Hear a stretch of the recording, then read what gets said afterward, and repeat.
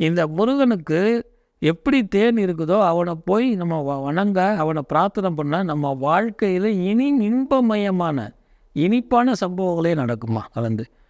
புத்திர பாக்கியம் கிடைக்கக்கூடிய ஒரு நிகழ்வு. சில கிரகங்களை தடுத்து ஆற்றுக்கொள்ளும் பொழுது புத்திர பாக்கியம் கிடைக்கும். இரண்டாவது மிகப்பெரிய விஷயம் என்ன தெரியுமா? அந்தந்த நட்சத்திரங்கள் திதிகளுக்கு மிகப்பெரிய ஆச்சாரிய வல்லுநர்கள் அவங்க எந்த ஆலையை எப்படி வழிபடணும், எந்த தீல வழிபடணும்னா புத்திர பாக்கியத்தை குறைச்சிடலாம். அடுத்ததாக இந்த தைப்பூசம் நம்ம எல்லாத்துக்கும் என்ன சொல்லுது தெரியுமா?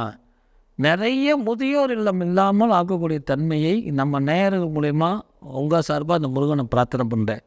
தாய் தந்தையரை வணங்குவதே சிறப்பு என்பதை சொல்லக்கூடிய முருகன், தாயிடமே வரம் வாங்கி அசுரனை வெல்லக்கூடிய முருகன், இன்றைக்கி நிறைய பேர் நம்ம தாய் தந்தையர்களை அநாத இல்லத்தில் விட்டு கொண்டிருக்கக்கூடிய நிகழ்வை மாற்றினால் நம் பிள்ளையின் செழிப்பமாக வரக்கூடிய அமைப்பு தாண்டிக்குடி முருகன் நம்ம 12 ராசிக்காரர்களுக்கு மட்டும் இல்லாமல் இந்த வையகத்துக்கும் இந்த லோகத்துக்கும் கொடுக்கட்டும்.